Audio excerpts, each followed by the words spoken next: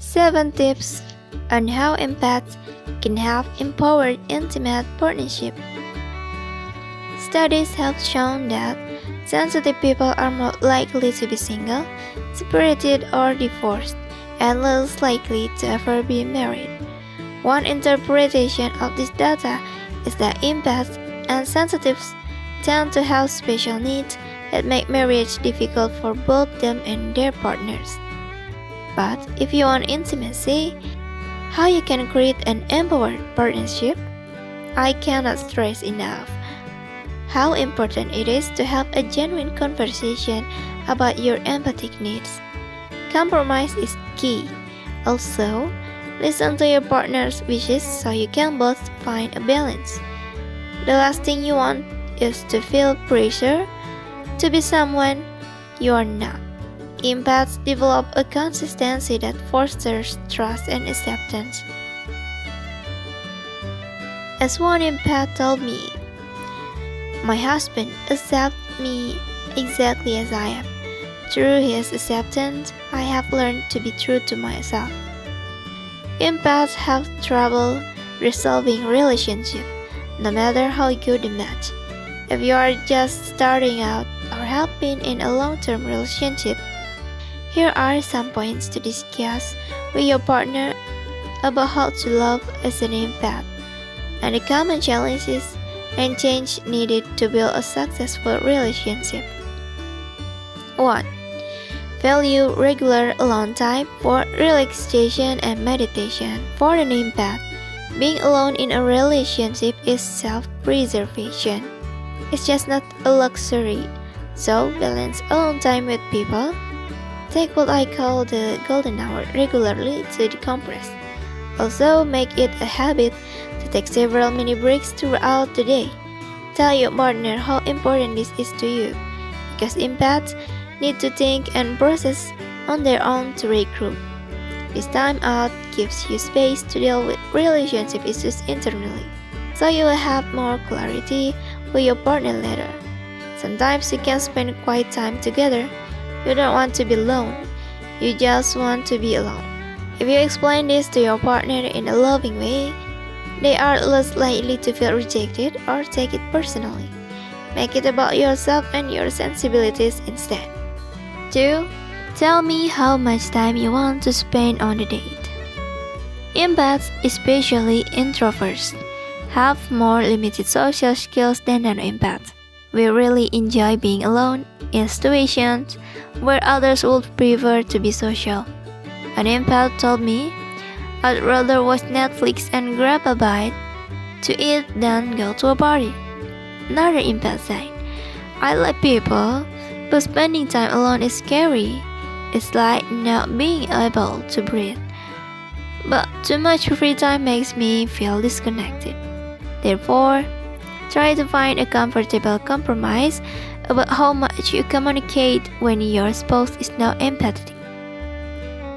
3. Negotiate and adjust physical space. Breathing space is essential. Decide what space you need and define some ground rules with your partner. Ask yourself what arrangement works best. Does it have a private area to retreat to, like separate bedrooms, separate wings, apartments, or houses? Whatever you decide, it's a good idea to agree not to crowd each other and avoid hovering close. If you are traveling together, you may want to connect rooms with private bedrooms. If dividing the room is the only option, hanging a sheet as a divider can help. An ex-boyfriend gave me a keep outside that was perfect for me. Also, consider the odors and chemical sensitivities of your environment. As empaths, have a keen sense of smell. Express your preferences. For example, you can insist that you don't use aftershave, perfume, or synthetic body oils. Essential oils can be good, but synthetic can be toxic to empaths. Consider using separate beds or bedrooms. Sleeping with someone else can be overrated. Most of us spend our childhood sleeping alone and then are expected to share our bed as adults. This is a difficult transition for many empaths.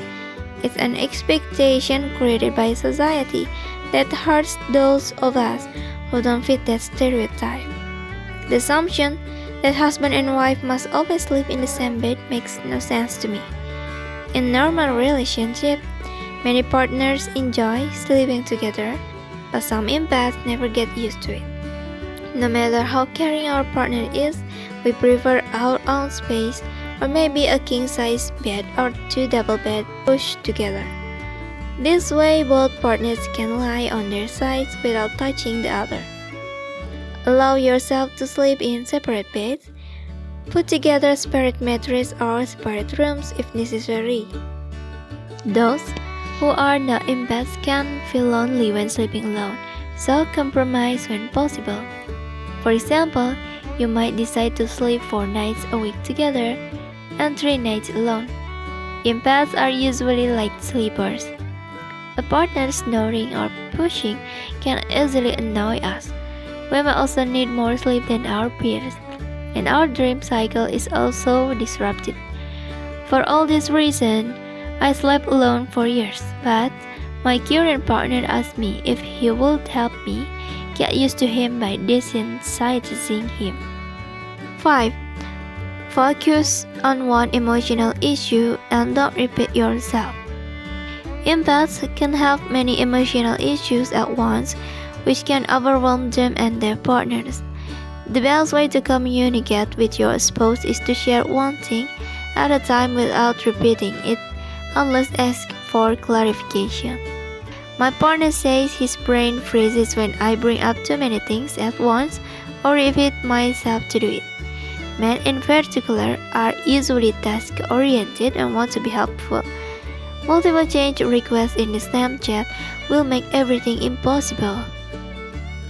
6. Do not take things personally, even if they are personal. This is an important but demanding principle on the spiritual path. But nevertheless, it is the basis of good communication and harmony in a relationship. Try to be less reactive to feedback and more focused so you don't get hit as often or as hard. 7. Don't be a people pleaser or try to fix your partner. Empaths get tired when we try to fix other people's problems or try to please others at the expense of our own needs. So, practice loving openness and set boundaries. My partner told me from the start that he didn't want to be tough about self-improvement. When he is having a hard time, he stopped me to say, "I think you can do it," instead of my offering my suggestion that he didn't ask for.